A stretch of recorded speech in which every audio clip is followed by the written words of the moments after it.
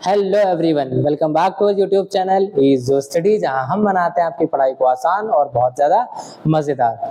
तो बच्चों, मैं आज आपके लिए आ गया हूं यहाँ पे क्लास 12 की फर्स्ट चैप्टर के न्यूमेरिकल्स लेकर के। एंड काफ़ी लंबा गैप हो गया क्लास 12 का वीडियो आने में, और it's been a long time for some particular reasons. But अभी से आपकी वीडियोस जो होंगे वो पर्टिकुलर एंड जो अल्टरनेट डेज पे आते रहते थे, उस तरीके से आपको आपके वीडियोस आपके चैप्टर्स की वीडियोस मिलते रहेंगे। ठीक है, तो अभी जो मैंने कई सारे सीरीज स्टार्ट करी थी आपके लिए, जहाँ पे मैंने एक डेरिवेशन सीरीज स्टार्ट करी थी, चैप्टर्स के लिए स्टार्ट किया था।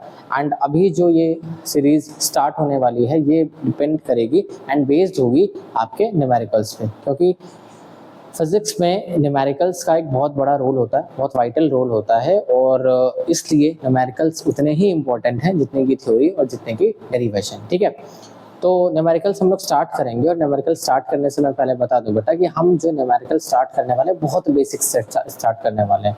इतना बेसिक से स्टार्ट करने वाले हैं कि अगर कोई बैक बेंचर भी हमारा वीडियो देख रहा होगा, नॉट सेइंग कि बैक बेंचर हमेशा वीक होते हैं, बैक बेंचर बड़े स्ट्रॉन्ग माइंडेड और क्रिएटिव माइंडेड होता है, बट फिर भी बैक बेंचर मीन्स मेरा मतलब उन बच्चों से है जिन बच्चों को फिजिक्स थोड़ी कम समझ आती है, या उन्होंने पढ़ाई करने में थोड़ा सा डिले कर दिया क्योंकि सिलेबस ऑलरेडी काफ़ी ज़्यादा हो चुका होगा आपके स्कूल में। तो मैंने क्या किया है कि न्यूमेरिकल्स आपको आसानी से समझ में आए, तो इसलिए मैं मिसलेनियस क्वेश्चंस बिल्कुल लेकर के नहीं आया हूँ। मैं टॉपिक वाइज क्वेश्चंस लेकर के आया हूँ, और ऐसे क्वेश्चंस लेकर के आया हूँ जो बिल्कुल बेसिक से होंगे, तो आपको उन्हें करने में कोई भी प्रॉब्लम नहीं आने वाली है। बिल्कुल ऐसे होंगे जैसे आप क्लास 10 के न्यूमेरिकल्स कर रहे हो। वहाँ से हम धीरे धीरे अपने कॉन्सेप्ट को बिल्डअप करेंगे, और कॉन्सेप्ट को बिल्डअप करने के बाद फिर हम और अच्छे न्यूमेरिकल्स भी करने वाले हैं। तो ये वीडियो जो बच्चे देखने वाले हैं उनसे मैं कहूँगा कि आप वीडियो के लास्ट तक बने रहिएगा, क्योंकि यहाँ पर हम करने वाले हैं बहुत इजी और बहुत सिंपल से न्यूमेरिकल, जो इस चैप्टर के कॉन्सेप्ट को बिल्ड करने में हमें हेल्प करेंगे, एंड न्यूमेरिकल्स के लिए जो हमारा अट्रैक्शन होगा ना उसे भी बढ़ाएंगे। क्योंकि अभी से मैंने अचानक से अगर आपको बड़े बड़े न्यूमेरिकल्स कराने स्टार्ट कर दिए तो आप वीडियो बीच में छोड़ के ही चले जाओगे। ठीक है, तो जिन बच्चों ने बेसिक न्यूमेरिकल्स कर लिए हैं वो इस वीडियो को स्किप भी कर सकते हैं। मैं नहीं कहूँगा कि आप अपना कीमती टाइम ऐसी चीज़ों को देखने में वेस्ट करें जो आप पढ़ चुके हो। इट इज़ नॉट वेस्ट, लेकिन फिर भी मैं ये कहना चाहूँगा कि अगर आप देख रहे हो तो कहीं ना कहीं यहाँ पे कुछ कॉन्सेप्ट्स क्लियर होंगे, आपका रिविज़न ही होगा, और छोटी छोटी मगर बड़ी बातें होती हैं कुछ। तो ये छोटे न्यूमेरिकल्स ऐसे ही हैं जो बड़ी बड़ी बातों को कैरी करके रखे हुए हैं, और आपके कॉन्सेप्ट को भी अच्छा और मजबूत बनाने वाले हैं, जिससे आपको न्यूमेरिकल से डर लगने की कोई ज़रूरत नहीं होगी, और डर लगना आगे भी बंद हो जाएगा।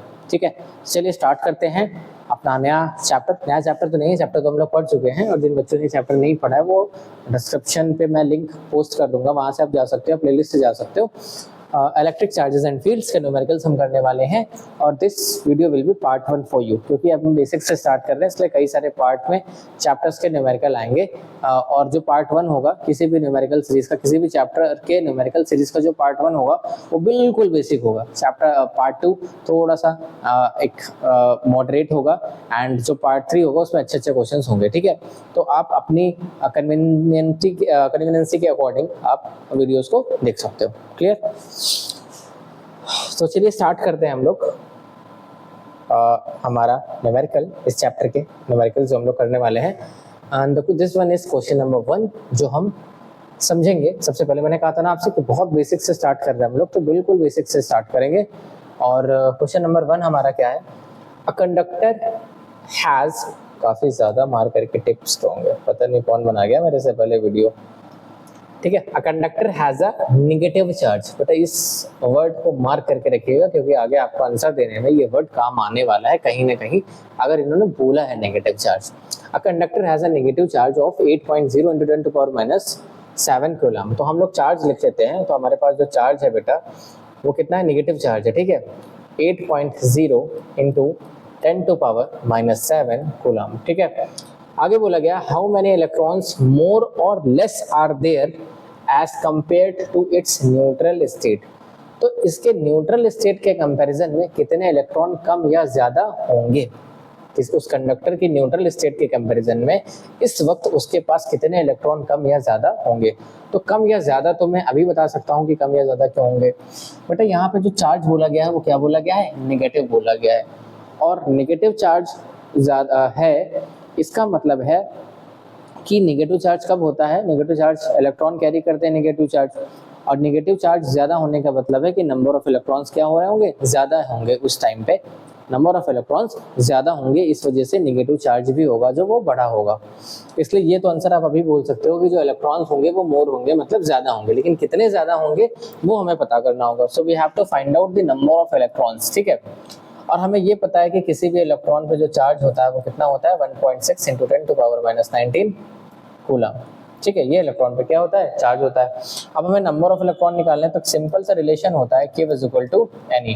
यहाँ से हम N = फाइंड आउट करेंगे तो ये हो जाएगा चार्ज ऑन 1 इलेक्ट्रॉन, ठीक है। सो चार्ज यहाँ पे क्या है, चार्ज है 8.0 × 10⁻⁻7 और इलेक्ट्रॉन पे चार्ज कितना होता है बेटा, 1.6 × 10⁻⁻19, ठीक है बेटा। ये डेसिमल से ये वाला डेसिमल हट जाएगा, 16 5 से कितना हो जाएगा, 80। तो n = बेटा क्या हो जाएगा, ऊपर 5 हो जाएगा, 10⁻⁻7 थी, नीचे 10⁻⁻19 है, ऊपर जाएगा तो बेटा क्या हो जाएगा, 10⁻+19, +19 से -7 जो है वो सब्ट्रैक्ट हो जाएगा, तो कितना बचेगा, कितनी पावर बचेगी, 10⁻12, ठीक है, इलेक्ट्रॉन्स। 5 × 10⁻12 इलेक्ट्रॉन्स, इतने इलेक्ट्रॉन्स क्या होंगे, मोर होंगे, ज़्यादा होंगे, ठीक है। क्यों ज़्यादा होंगे, क्योंकि यहाँ पे नेगेटिव चार्ज था। अगर कहीं यहाँ पर लिख देते पॉजिटिव चार्ज, अगर कहीं यहाँ पे क्या लिख देते, पॉजिटिव चार्ज लिख देते, तो इतने ही इलेक्ट्रॉन्स क्या हो जाते, कम हो जाते, क्योंकि इलेक्ट्रॉन्स कम हो रहे हैं, और जब इलेक्ट्रॉन्स कम होंगे तो पॉजिटिव चार्ज बढ़ेगा, और जब इलेक्ट्रॉन्स ज़्यादा होंगे तो नेगेटिव चार्ज बढ़ेगा। क्लियर है ना, इलेक्ट्रॉन्स पे नेगेटिव चार्ज होता है, तो इलेक्ट्रॉन बढ़े तो नेगेटिव चार्ज बढ़ेगा, ठीक है। और अगर इलेक्ट्रॉन कम हुए तो पॉजिटिव चार्ज बढ़ेगा, नेगेटिव चार्ज क्या हो जाएगा, कम हो जाएगा। क्लियर, बहुत छोटा सा, बहुत सिंपल सा क्वेश्चन था जो हमने स्टार्ट किया। इससे बेसिक, इससे ज़्यादा आसान तो हम लोग स्टार्ट भी नहीं कर सकते। अगला है, if 10⁻9 electrons move out of a body to another body every second. अगर एक बॉडी से दूसरी बॉडी में जो है 10⁻9 इलेक्ट्रॉन्स जो है पर सेकेंड मूव आउट हो रहे हैं, तो आपको बताना है कि how much time is required, कितना टाइम लगेगा to get a total charge of 1 coulomb on the other body, ठीक है। तो उस बॉडी पे 1 कूलम चार्ज होने में कितना वक्त लगेगा। अगर 10⁻9 इलेक्ट्रॉन्स जो है पर सेकंड निकल रहे हैं, तो 1 कूलम का चार्ज होने में उस बॉडी में कितना टाइम लगेगा, ठीक है। सपोज एक बॉडी है, 2 बॉडी है, एक बॉडी ये और एक बॉडी ये। इस बॉडी से इलेक्ट्रॉन निकल रहे हैं, इस बॉडी में जा रहे हैं, कितने इलेक्ट्रॉन निकल रहे हैं, 10⁻9 इलेक्ट्रॉन्स निकल रहे हैं, बहुत ज़्यादा होता है 10⁻9 इलेक्ट्रॉन्स। और कैसे निकल रहे हैं, पर सेकंड निकल रहे हैं।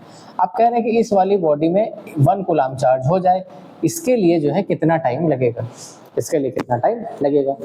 तो सबसे पहले हम देख लेते हैं कि कितने नंबर ऑफ इलेक्ट्रॉन लगेंगे, तब तो हम टाइम बता पाएंगे ना। पहले तो हम ये जाने कि 1 कूलम चार्ज के लिए कितने इलेक्ट्रॉन लगेंगे, फिर हम बता पाएंगे कि टाइम कितना लगेगा। तो बेटा जो चार्ज है वो कितना है, 1 कूलम है। चार्ज कितना है, 1 कूलम है। अच्छा, आप इलेक्ट्रॉन पे चार्ज जानते हो कितना होता है, 1.6 × 10⁻⁻19 कूलम। ये आप हमेशा याद रखना। तो यहाँ से हम क्या फाइंड आउट कर सकते हैं बच्चा, यहाँ से हम फाइंड आउट कर सकते हैं नंबर ऑफ इलेक्ट्रॉन्स, कितने नंबर ऑफ इलेक्ट्रॉन्स लगेंगे 1 कूलम चार्ज होने के लिए। उसके बाद हम टाइम निकाल लेंगे। तो बेटा अभी जो हम लोगों ने पुराना रिलेशन यूज किया था इससे पहले वाले क्वेश्चन में, Q = Ne। यहाँ से N = बेटा क्या हो जाएगा, यहाँ से N = हो जाएगा Q/E। सो यहाँ पे हम लोग करते हैं, Q की वैल्यू बेटा कितनी है, 1, और नीचे E की वैल्यू कितनी है, 1.6 × 10⁻⁻19। तो बेटा 10⁻⁻19 है, ये ऊपर जाएगा तो 10 की पावर क्या हो जाएगा, +19। यहाँ से डेसिमल हटाया, 0 बढ़ाया, ठीक है। और वापस से ऊपर कितना बचेगा, ऊपर बचेगा 10 और नीचे कितना बचेगा, 16। तो 16 से 10 तो बेटा डिवाइड नहीं होगा, तो ये जो 10 की पावर 19 है ना, इसका मतलब है 10 के साथ कितने जीरो है, 19 जीरो है। तो एक जीरो यहाँ पे उधार दे देंगे हम इसको, तो ये हो जाएगा 100, और एक जीरो हमने उधार दे दिया तो यहाँ कितना बचेगा, 18, और नीचे क्या बचेगा, 16 बचेगा, ठीक है। जब आप 16 को 100 से डिवाइड दोगे तो ये लगभग आ जाएगा 16 6 होता है ना, तो लगभग हो जाएगा 16 6 एंड पॉइंट बचेगा 4, 16 2 32, ये अराउंड आ जाएगा आपका 6.2। और अगर हम आगे और करना चाहें तो अगर हम 16 से डिवाइड करें 100 में, तो 16 6 96 and there will be 4 carry जाएगा 238 एंड 80, लगभग ये आ जाएगा 6.25 × 10⁻18 इलेक्ट्रॉन्स। इतने इलेक्ट्रॉन्स लगेंगे, ठीक है, इतने इलेक्ट्रॉन्स लगेंगे इस बॉडी में 1 कूलम चार्ज आने के लिए, ठीक है, 1 कूलम चार्ज आने के लिए। अब अगर 10⁹ इलेक्ट्रॉन को 1 सेकंड लगता है तो इतने इलेक्ट्रॉन को कितना सेकंड लगेगा, तो बेटा हम यहाँ पे यूनिटरी मेथड लगाएंगे। तो टाइम निकालने के लिए हम क्या करेंगे, जितने इलेक्ट्रॉन्स हमने यहाँ पे निकाले हैं जो जरूरी है 1 कूलम चार्ज आने के लिए, उसको हम डिवाइड कर देंगे 10⁹ इलेक्ट्रॉन से, ठीक है। तो जो आंसर आएगा वो आंसर हमारा सेकंड में आ जाएगा। तो कितना हो जाएगा बेटा, ये हो जाएगा 6.25, ये 10⁹ है, ऊपर जाएगा माइनस हो जाएगा, तो यहाँ पे कितना बचेगा, 10⁹ सेकंड बचेगा। इतना टाइम लगेगा इस वाली बॉडी को 1 कूलम चार्ज एक्वायर होने में, ठीक है। और ये बेटा आंसर किस में आया है, सेकंड में आया है। तो अब अगर आपको ईयर्स में निकालना हो तो आप इसे 365 से डिवाइड दे दो, 24 से कर दो, फिर 60 से कर दो। जब आप इससे डिवाइड करोगे तो ये वाला जो टाइम है ये ईयर्स में आ जाएगा। और मैंने इसका आंसर मतलब देखा हुआ था, तो मुझे याद है कि लगभग ये 198 पॉइंट समथिंग कुछ आएगा, इतने ईयर्स लगेंगे, ठीक है। अगर 1 सेकेंड में 10⁹ इलेक्ट्रॉन्स निकलते हैं एक बॉडी से दूसरी बॉडी जाने में, तो एक बॉडी को 1 कूलम चार्ज होने के लिए इतने साल लग जाएंगे। देख रहे हो, बहुत ज़्यादा वक्त है, ठीक है। मुझे आंसर पता था इसका, इस वजह से मैंने कर दिया, क्योंकि क्लासेस में वगैरह में मैंने क्वेश्चंस कराए थे, तो मुझे ठीक से याद है। It's been a long time in teaching, तो चीज़ें ऐसे आ जाती हैं दिमाग पे कि अच्छा ये चीज़ तो करी हुई है, ठीक है। अब चलते क्वेश्चन नंबर 3 में। चीज़ें आसान लग रही हैं बेटा, मैं आसान चीज़ें ही लेकर के आया हूँ ताकि आपको चीज़ें समझ में आ पाए, ठीक है। मैं हमेशा टैगलाइन बोलता हूँ कि welcome back to YouTube channel is your study, जहाँ हम बनाते हैं आपकी पढ़ाई को आसान और बहुत ज़्यादा मज़ेदार। तो मज़ेदार का मतलब मेरे पास ऐसा होता है कि हम पढ़ाई को थोड़ा सा इंटरेस्टिंग, और इंटरेस्टिंग के साथ साथ थोड़ा सा ईजी, थोड़ा सा नहीं बहुत ज़्यादा ईजी बनाने की कोशिश करता है। इससे ज़्यादा मज़ेदार और हम क्या ही कर सकते हैं, ऐसा हम लोग बहुत ज़्यादा। बेटा आप क्लास 12th में हो, ठीक है, और क्लास 12th में आपके लिए सबसे ज़्यादा ज़रूरी बात जो है, वो सबसे ज़्यादा ज़रूरी बात ये है कि आपकी पढ़ाई और आपका टाइम बहुत कीमती है। अभी मैं बहुत ज़्यादा फालतू की बातें करूँगा और ऐसे PR टीम लगा करके अपने वीडियोस निकाल के चलवाऊँगा, और वो सब ज़्यादा चीज़ें जो हैं क्लास के लिए ठीक नहीं है, क्योंकि आपको पढ़ाई करनी है, क्लास 12th है, आपको अच्छी रैंक लानी है, और अच्छी रैंक लाने के लिए आपका टाइम कीमती है, बहुत ज़्यादा कीमती है। उस टाइम को मैं ना वेस्ट करना चाहूँगा, ना आप अपने टाइम को वेस्ट करिए, ठीक है। तो क्लास है, क्लास की तरफ पढ़ते हैं, जल्दी जल्दी चलते हैं अपने अगले क्वेश्चन की तरफ। क्या है कि how many electrons must be removed from a piece of metal so that it requires a charge of +1 nano coulomb. देखो बेटा ना, यहाँ पे +1 आया ना चार्ज, इसका मतलब है कि जो इलेक्ट्रॉन है वो रिमूव करे गए, इलेक्ट्रॉन कम करे गए हैं, इलेक्ट्रॉन कम करे गए हैं, तभी चार्ज 1 नैनो कूलम आया। तो बेटा चार्ज जो आया है वो आया आपका +1 नैनो कूलम। अब बेटा नैनो कूलम को कूलम में चेंज करेंगे, तो चाहे नैनो कूलम हो, चाहे नैनोमीटर हो, चाहे कुछ भी हो, अगर नैनो है, ठीक है, तो आप जो है चेंज करोगे इसे 10⁻⁻9 से मल्टीप्लाई कर दोगे, तो ये किसमें चेंज हो जाएगा, कूलम में चार्ज हो जाएगा, चेंज हो जाएगा, चार्ज नहीं हो जाएगा, चेंज हो जाएगा, ठीक है।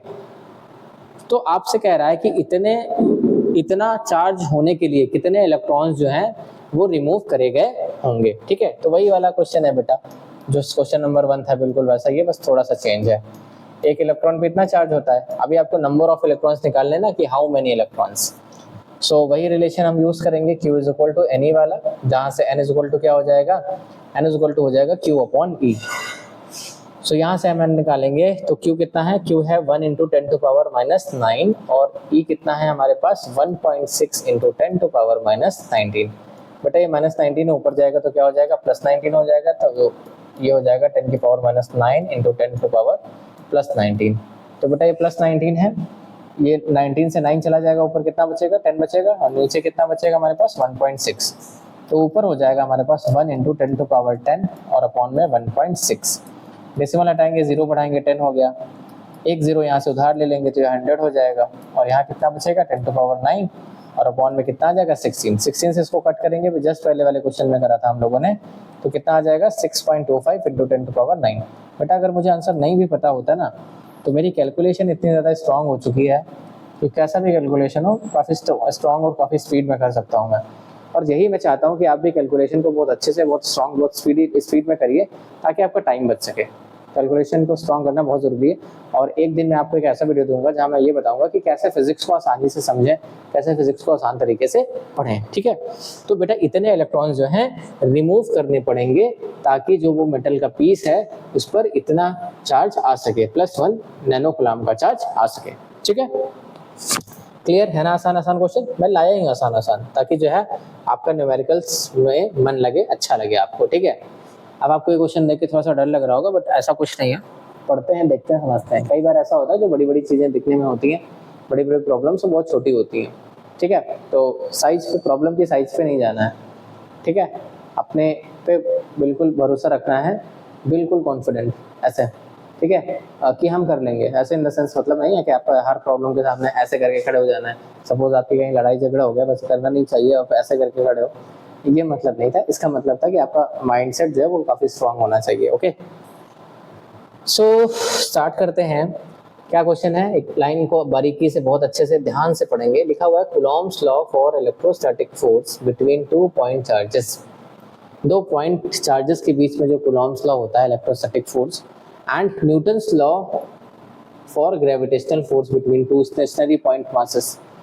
ठीक है, न्यूटन का जो लॉ था ग्रेविटेशनल फोर्स को लेकर के, वो पॉइंट मासेस के लिए था। कूलॉम का जो लॉ था इलेक्ट्रोस्टैटिक फोर्स, वो 2 पॉइंट चार्जेस के बीच में था। Both have inverse square dependence on the distance between the charges and the masses respectively. इनका मतलब है कि जो कूलॉम्स लॉ है वो था F is equal to 1/4 pi epsilon naught Q1 Q2 upon में R स्क्वायर। ठीक है, ये F इलेक्ट्रोस्टैटिक है, और ये F ग्रेविटेशनल जो होगा वो था कितना, G m1 m2 अपॉन में R स्क्वायर। तो ये कह रहे हैं कि ये वाला फोर्स भी डिस्टेंस पे डिपेंडेंस रखता है, और ये वाला फोर्स भी डिस्टेंस पे क्या रखता है, डिपेंडेंस रखता है। डिस्टेंस के इनवर्स स्क्वायर प्रोपोर्शन में है। ठीक है भाई, इनवर्स स्क्वायर प्रोपोर्शन में है। तो कह रहा है कि compare the strength of these forces, इन दोनों फोर्सेस की स्ट्रेंथ को कंपेयर करिए by determining the ratio of their magnitude. कैसे कंपेयर करिए, आप डिटरमाइन करिए, फाइंड आउट करिए। क्या फाइंड आउट करिए, the ratio of their magnitudes, उनके मैग्नीट्यूड्स का रेशियो निकाल करके। ठीक है, मैग्नीट्यूड का रेशियो निकाल करके मतलब आप F इलेक्ट्रोस्टैटिक की वैल्यू निकालिए, फिर आप F ग्रेविटेशनल की वैल्यू निकालिए, और फिर F electrostatic upon F gravitational कर दीजिए, जहां से आपको उनका रेशियो मिल जाएगा। ठीक है, लेकिन उसके लिए हमें क्या पता होना चाहिए, उसके लिए हमें, अगर हम F इलेक्ट्रोस्टैटिक निकाल रहे हैं तो हमें चार्जेस पता होने चाहिए, और F ग्रेविटेशनल निकाल रहे हैं तो हमें क्या पता होने चाहिए, मासेस पता होने चाहिए। तो चार्ज और मास निकालने के लिए हमें कुछ ना कुछ यहाँ पे जरूर दिया गया होगा। ठीक है, इतना क्लियर होता है ना बेटा? मैं इसको हटाने जा रहा हूँ क्योंकि मेरे पास शायद अगला पेज नहीं होगा, ब्लैंक नहीं है लेकिन वो दूसरे क्वेश्चन के लिए। तो हम लोग पहले देखते हैं हमारे पास दिया क्या क्या है। पहला है कि हमें किसके लिए निकालना है ये रेशियो, लिखा है for an electron and a proton, एक इलेक्ट्रॉन के लिए और एक प्रोटॉन के लिए। सबसे पहले आप एक इलेक्ट्रॉन और एक प्रोटॉन के लिए निकालिए। ठीक है बच्चे, निकालते हैं। तो जो इलेक्ट्रॉन पे चार्ज होता है वो होता है 1.6 इंटू 10⁻⁻19 कूलम, ये होता है माइनस में। और जो प्रोटॉन पे चार्ज होता है वो प्लस का होता है, और बिल्कुल सेम होता है 1.6 इंटू 10⁻⁻19 कूलम। ठीक है, अब बेटा जो इलेक्ट्रॉन पे मास होता है, मास ऑफ इलेक्ट्रॉन और मास ऑफ प्रोटॉन की बात कर लें क्योंकि ये जरूरी है हमारे लिए। तो मास ऑफ इलेक्ट्रॉन जो है वो होता है 9.1 इंटू 10⁻31 किलोग्राम, और जो मास ऑफ प्रोटॉन होता है बेटा वो होता है 1.67 इंटू 10⁻⁻27 किलोग्राम। ठीक है, ये वैल्यूज आपको यहाँ क्वेश्चन में दी भी गई हैं, आप यहाँ से चेक भी कर सकते हो। तो अब हम पहले निकालेंगे F इलेक्ट्रोस्टैटिक, फिर निकालेंगे F ग्रेविटेशनल, और फिर दोनों का रेशियो निकालेंगे। इसके लिए एक इलेक्ट्रॉन और एक प्रोटॉन के लिए। तो भाई ठीक है, हम सबसे पहले निकालते हैं F इलेक्ट्रोस्टैटिक। F इलेक्ट्रोस्टैटिक कैसे निकालेंगे बेटा हम लोग? F इलेक्ट्रोस्टैटिक निकालेंगे 1/4 pi epsilon naught Q1 Q2 upon में R स्क्वायर। और F ग्रेविटेशनल का फॉर्मूला क्या होता है, G m1 m2 अपॉन में R स्क्वायर। अच्छा, तो अब F इलेक्ट्रोस्टैटिक निकालेंगे, तो F इलेक्ट्रोस्टैटिक हमारा क्या हो जाएगा, F इलेक्ट्रोस्टैटिक हो जाएगा 1/4 pi epsilon naught Q1 Q2। Charge है, दोनों चार्ज सेम है ना, तो हम E इंटू ई लिख सकते हैं। क्या लिख सकते हैं, E इंटू ई, E इंटू ई। तो E इंटू ई क्या हो जाएगा हमारा, E स्क्वायर, और नीचे क्या हो जाएगा बेटा, R स्क्वायर। ये चार्ज का प्रोडक्ट मल्टीप्लाई है, E इंटू ई। ये Q1 है, ये Q2 है, E इंटू ई क्या हो गया, E स्क्वायर हो गया। अब F ग्रेविटेशनल निकालते हैं। F ग्रेविटेशनल हमारा क्या हो जाएगा, G m1 m2। m1 हमारा क्या हो जाएगा, मास ऑफ इलेक्ट्रॉन, क्या हो जाएगा, मास ऑफ इलेक्ट्रॉन। m2 क्या हो जाएगा, मास ऑफ प्रोटॉन, और अपॉन में क्या हो जाएगा, R स्क्वायर। इसके बाद हमें इसका क्या निकालना था, रेशियो निकालना था। रेशियो निकालने के लिए हम क्या करेंगे, F electrostatic upon F gravitational करेंगे। तो जब अपॉन में निकालेंगे तो बेटा ये हो जाएगा 1/4 pi epsilon not E square, ठीक है, अपॉन में आर स्क्वायर, ठीक है, और यहाँ पे हो जाएगा G mass of electron mass of proton upon में आर स्क्वायर। तो डिस्टेंस डिस्टेंस बेटा कट हो जाएगी, तो यहाँ पे जो रेशियो बचेगा F E upon F G का, मतलब एफ इलेक्ट्रोस्टैटिक और एफ ग्रेविटेशनल का, वो बचेगा 1 अपॉन, ये जो 1/4πε0 होता है इसको के भी लिख सकते हैं, के इज इक्वल टू 1/4πε0 होता है। तो ऊपर बचेगा के ई स्क्वायर और नीचे क्या बचेगा जी मास ऑफ इलेक्ट्रॉन और मास ऑफ प्रोटॉन। अब बेटा आप सबकी वैल्यू रख दीजिए, आपको आंसर पता चल जाएगा।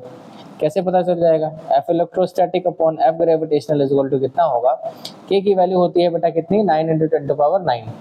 चार्ज ऑन इलेक्ट्रॉन की वैल्यू कितनी होती है, या प्रोटॉन पे 1.6 × 10⁻⁻19, ये लगा दिया हमने स्क्वायर। यहाँ पे जो जी की वैल्यू होती है वो होती है 6.67 × 10⁻11, और फिर आपको मास ऑफ इलेक्ट्रॉन और मास ऑफ प्रोटॉन दिया गया है, इन दोनों के यहाँ प्रोडक्ट लिखोगे, मल्टीप्लाई करोगे और आपको क्या मिल जाएगा, आपको रेशियो मिल जाएगा। ठीक है, ये काम, ये कैलकुलेशन मैं आपके लिए खुद छोड़ रहा हूँ। अब से मैं आगे जो भी न्यूमेरिकल अभी कराने वाला हूँ उनकी कैलकुलेशन आपको करनी है, ये आपके लिए होमवर्क है, ये आपके लिए बेटा क्या है, होमवर्क है, आपको खुद से करना है ये कैलकुलेशंस। ओके, क्लियर हो गई ना? कैलकुलेशन आपको खुद से करनी है, आपको स्ट्रॉन्ग करनी है अपनी कैलकुलेशन। तो बेटा क्वेश्चन अभी खत्म नहीं हुआ है, मैं आपको बता दूं, क्वेश्चन अभी खत्म नहीं हुआ है। अभी क्या करना है, आप चाहो तो जस्ट अ सेकंड, मैं पॉज नहीं करूंगा, ऐसे वीडियो चलता रहेगा। कई बार मुझे चेक करना पड़ता है कि वीडियो ऑन है कि नहीं ऑन है। हाँ बिल्कुल सही चल रहा है। मैं पॉज नहीं करूंगा, आप नोट डाउन कर चुके होंगे, आप वीडियो को पॉज कर लीजिए और नोट डाउन कर लीजिए। मैं इसका सेकेंड पार्ट बताने जा रहा हूँ। ठीक है, सेकेंड पार्ट क्या है कि अभी हमें ये जो रेशियो निकालना है, अब ये रेशियो हमने निकाला था अभी एक इलेक्ट्रॉन के लिए और एक प्रोटॉन के लिए।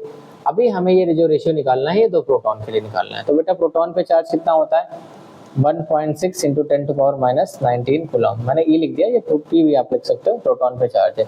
अब दो प्रोटॉन के लिए निकालना है। ठीक है बेटा, दो प्रोटॉन के लिए निकालेंगे तो फिर एफ इलेक्ट्रोस्टैटिक निकालेंगे तो क्या हो जाएगा, के Q1 Q2 क्या, यही तो चार्ज तो यही होता है, तो इसी का स्क्वायर हो जाएगा 1.6 × 10⁻19 का क्या हो जाएगा स्क्वायर, और अपॉन में बेटा क्या हो जाएगा आर स्क्वायर।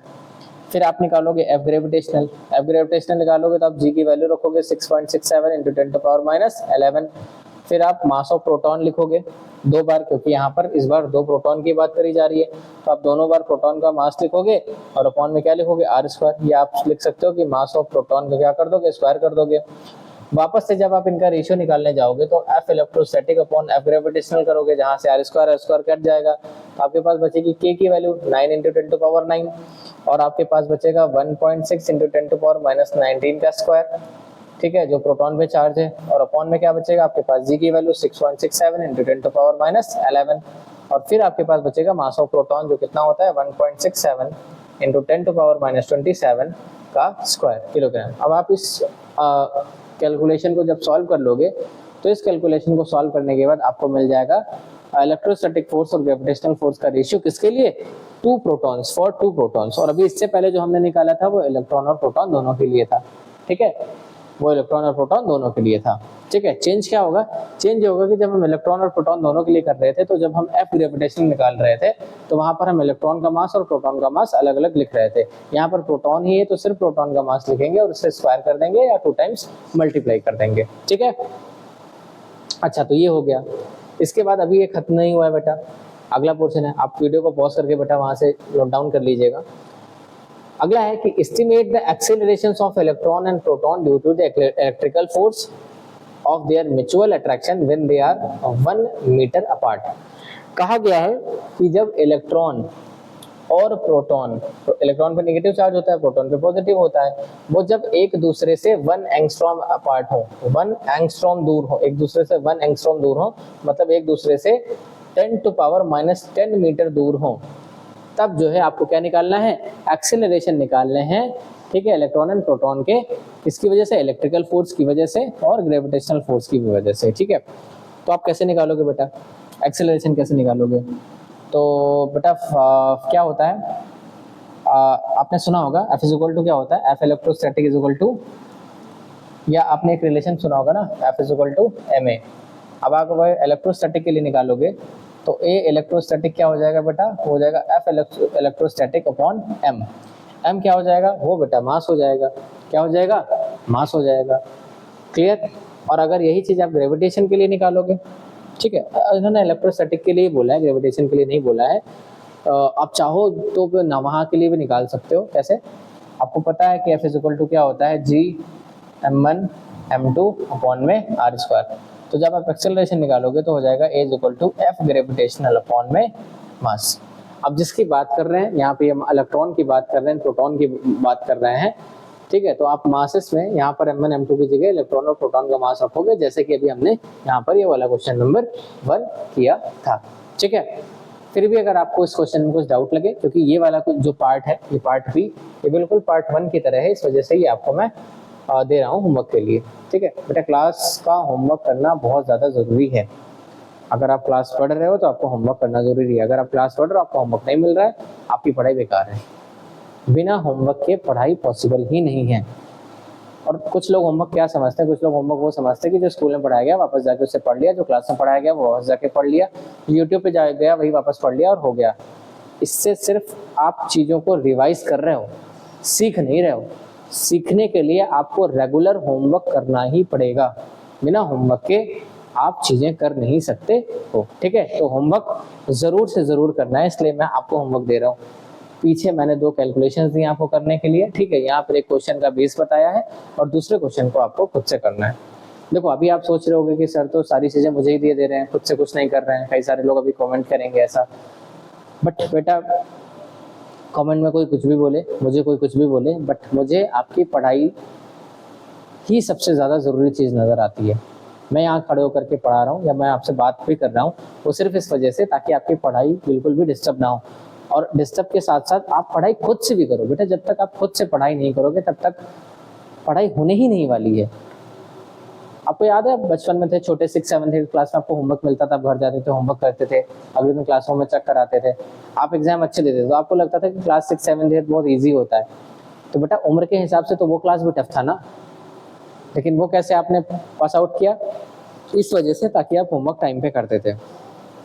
अब जो बच्चे 12th में आ जाते हैं उन्हें लगता है कि होमवर्क करना तो बेकार है, होमवर्क तो छोटे बच्चे करते हैं, हम होमवर्क क्यों करेंगे, हम तो एग्जाम से एक दिन पहले बैठ कर रिविजन कर लेंगे, क्योंकि हमारे पास और भी काम है, हम इंस्टाग्राम चलाएंगे, हम घूमने जाएंगे, हम बाकी सारी चीज़ें करेंगे। बट वो सारी चीज़ें ठीक है, इट इज़ ओके कि आप टाइम के साथ, जनरेशन के साथ अपनी चीज़ों को कर रहे हो, लेकिन कहीं ना कहीं आपको अपनी पढ़ाई को भी ध्यान देना है ना, आगे जाके आपको अपना करियर भी बिल्डअप करना है। तो बेटा आपको होमवर्क ज़रूर करना है। और आज मेरी बात ये गांठ बांध के आप लिख लो, भले आपको वेस्ट ऑफ टाइम लग रहा होगी मेरी बातें, ठीक है। आप कहीं पे भी नोट करके लिखना और मेरी बातों को फॉलो करना है सिर्फ 15 डेज के लिए, ओनली फॉर 15 डेज। आप 15 दिन के लिए ये चीज़ फॉलो कर लो कि जो आपको क्लास में पढ़ाया जाएगा आप उसका होमवर्क मांगोगे अपने टीचर से। ज़रूरी नहीं कि आप मेरा वीडियो देख के ही होमवर्क करोगे। आप अपने क्लास में जो आपके टीचर पढ़ाते हैं, आप कहीं कोचिंग क्लास करते हो अगर, तो अपने टीचर से होमवर्क मांगिए कि सर या मैम मुझे होमवर्क दीजिए, मुझे होमवर्क करना है। तो होमवर्क से क्या होगा, कुछ चीज़ें जब आप खुद से करने बैठोगे तो उलझोगे, फंसोगे, ढूंढोगे, और जब चीज़ों को ढूंढोगे ना तो एक जवाब जब आप ढूंढने जाओगे तो आपको 10 जवाब, एक सवाल के चक्कर में आपको 10 जवाब मिलेंगे, ठीक है। इस वजह से होमवर्क ज़्यादा ज़रूरी होता है। जब हम लोग पढ़ाई करते थे तो ऐसे ही करते थे। जब मैं पढ़ाई करता था या मैं अपने फ्रेंड सर्कल में था तो टीचर से होमवर्क मिलता था, खैर हम लोग को मांगना नहीं पड़ता था, टीचर खुद होमवर्क देते थे। तो एक होमवर्क कुछ मिला, कोई क्वेश्चन मिला, कोई क्वेश्चन फंस गया, जैसे ये वाला क्वेश्चन एक टीचर ने करा दिया, एक पार्ट हमें दे दिया, तो हम लोग जाके ढूंढते थे, उसमें करते थे, ठीक है, अपना टाइम लगाते थे, तो कहीं ना कहीं आंसर मिलता था, ठीक है। और कुछ नई चीज़ें, कुछ नई बातें भी सीखते थे, और कुछ आंसर ऐसे भी मिल जाते थे जिनके आंसर हम बहुत पहले से ढूंढ रहे होते थे, नहीं मिल रहे थे, लेकिन जब बुक पलट के देखा तो बुक पलट के देखने के बाद हमें आंसर भी मिल गए उसके। तो ऐसे होती है पढ़ाई, होमवर्क ज़रूर करना है, ठीक है। This is not time waste. आप मेरी क्लास में पढ़ने आए हो तो आपको होमवर्क करना ही करना पड़ेगा, और फिर आपकी मर्ज़ी कि आप उस होमवर्क को कमेंट सेक्शन में आंसर्स लिखते हो कि नहीं लिखते हो, कि आप अपनी पढ़ाई के लिए कितना सीरियस हो, बट मैं होमवर्क करवा के ही रहूँगा, ठीक है। अब अगला क्वेश्चन हम लोग कर रहे हैं, a proton and an electron are separated by distance 4.0 × 10⁻⁻15 metre. एक इलेक्ट्रॉन है, ठीक है, और एक क्या है, प्रोटॉन है। एक इलेक्ट्रॉन है और क्या है, प्रोटॉन है। ये दोनों एक दूसरे से जो है बेटा 4.0 × 10⁻⁻15 डिस्टेंस पे रखे हुए हैं। Calculate magnitude and nature of electric force acting between them. तो नेचर तो मैं अभी बता सकता हूँ कि इलेक्ट्रॉन पे नेगेटिव चार्ज होता है, प्रोटॉन पे पॉजिटिव चार्ज होता है, तो ये फोर्स ऑफ अट्रैक्शन होगा, मतलब जो फोर्स होगा वो अट्रैक्टिव होगा नेचर में। मैग्नीट्यूड के लिए हमें भाई मैग्नीट्यूड निकालना होगा, तो क्या होता है F equal to Coulomb's law लगाएंगे 1/4 pi epsilon naught Q1 Q2 upon में R square. So 1/4 pi epsilon naught की वैल्यू होती है 9 × 10⁹। Q1 Q2 दोनों यहाँ पे बराबर होंगे, क्योंकि जितना चार्ज इलेक्ट्रॉन पे होता है, जितना चार्ज इलेक्ट्रॉन पे होता है उतना ही चार्ज किस पे होता है, प्रोटॉन पे होता है। ठीक है, तो आप चाहो तो 2 बार लिख लो या फिर उसका क्या कर दो, स्क्वायर कर दो, और अपॉन में डिस्टेंस का स्क्वायर। डिस्टेंस आपको कितनी दी गई है, 4.0 × 10⁻15 मीटर। और बेटा डिस्टेंस मीटर में दी गई है तो हम ऐसे ही लिख देंगे, अगर मीटर में नहीं दी गई होती तो हम चेक करते हैं। फिजिक्स का एक रूल और है बेटा, न्यूमेरिकल्स करते समय या कुछ और करते, मतलब डेफिनेशन लिखते समय कुछ और करते समय नहीं, आपको यूनिट चेक जरूर करनी है कि यूनिट SI में है या नहीं है। अगर ऐसा यूनिट नहीं है तो आप उन्हें चेंज करेंगे। ठीक है, तो बेटा ये क्या आ जाएगा, ये कैलकुलेशन भी आपके लिए जो है होमवर्क ही होगी। आप इसे जब ब्रैकेट से बाहर निकालोगे तो 1.6 × 10⁻19 इंटू 1.6 इंटू 10⁻19 हो जाएगा, और अपॉन में क्या हो जाएगा, डिस्टेंस का स्क्वायर जो कितना है 4.0 इंटू 10⁻15। ठीक है, अब आप इसे सॉल्व आउट करोगे और जो आंसर आएगा वो किस में आएगा, न्यूटन में, क्योंकि आप फोर्स निकाल रहे हो किसके through, Coulomb's law of electrostatic के थ्रू। ठीक है, यहाँ से जो भी वैल्यू आएगी वो उसका क्या होगा, मैग्नीट्यूड होगा, और नेचर जो होगा, नेचर होगा attractive in nature. Attractive in nature, attractive क्यों होगा, क्योंकि एक इलेक्ट्रॉन है और एक प्रोटॉन है, एक पे नेगेटिव चार्ज होता है, एक पे कैसा चार्ज होता है, पॉजिटिव चार्ज होता है, तो इस वजह से अपोजिट अट्रैक्ट्स। अपोजिट हमेशा क्या करते हैं, अट्रैक्ट करते हैं। ठीक है बच्चा, तो आज की क्लास में हमने जो भी 4-5 क्वेश्चन करे वो मैंने कुछ आपको होमवर्क के लिए भी दिया, इससे मिलते जुलते एक्सरसाइज आपको करनी है। जो क्वेश्चन आपको समझ नहीं आते हैं वो आपको कमेंट सेक्शन में मुझे लिख के भेजना है। ठीक है, या हमें आप मेल भी कर सकते हो isyourstudy@gmail.com पे, और हम उन सारी प्रॉब्लम्स को ज़रूर से ज़रूर देखेंगे। मैं वीडियो के लेंथ को बहुत ज़्यादा बड़ा नहीं रखूँगा, क्योंकि आपके स्कूल होते हैं, आपका होमवर्क होता है, अपना स्कूल का होमवर्क होता है, आप क्लासेस के हेल्प के लिए आए हो, तो इतना करने के बाद आपको इससे रिलेटेड क्वेश्चन करने हैं। मैं 2-3-4 पार्ट इसके बनाऊंगा, जहां पर अगली क्लास में आपको इससे अपर लेवल के ज़्यादा क्वेश्चन अच्छे मिलेंगे। ठीक है, तो आपको क्या करना है, इन क्वेश्चन को पढ़ना है अच्छे से, इन जो होमवर्क मिला है इसको करना है, और इन्हीं कॉन्सेप्ट पे बेस्ड जो आपके पास बुक है उन बुक से क्वेश्चंस को लगाना है। अगर आपको बुक में क्वेश्चन कम मिल रहे हैं तो आप इंटरनेट से भी निकाल सकते हो, वहां से खोज के कर सकते हो। ठीक है, समझ आता है ना बच्चा। तो पढ़ाई को हम ऐसे ही करेंगे, रेगुलर करेंगे, थोड़ी थोड़ी करेंगे, ताकि जो है कंसिस्टेंसी बनी रहे, और एग्जाम से पहले पहले हमारा कोर्स भी क्लियर हो, बिना किसी प्रेशर के, बिना किसी प्रॉब्लम के हम अपना सिलेबस और पढ़ाई दोनों अच्छे से पूरी कर लें, कॉन्सेप्ट को अच्छे से ठीक से समझ लें। तो आज का वीडियो मैं यहीं पे ख़त्म करता हूँ। If you like the video, if like my thoughts कि होमवर्क करना ज़रूरी है, so just hit the like button. Comment section में भी मुझे ज़रूर बताइएगा कि आपको ये होमवर्क वाला आइडिया कैसा लगा। And again thank you so much for watching the video and for supporting our channel. So good night, good evening, good morning, जब भी आप ये वीडियो देख रहे हैं। मैं तो रात में बना रहा हूँ, अब मैं घर जाके सोने वाला हूँ, तो जब भी आप ये वीडियो देख रहे हैं उस अकॉर्डिंग आपके लिए greetings. Thank you so much.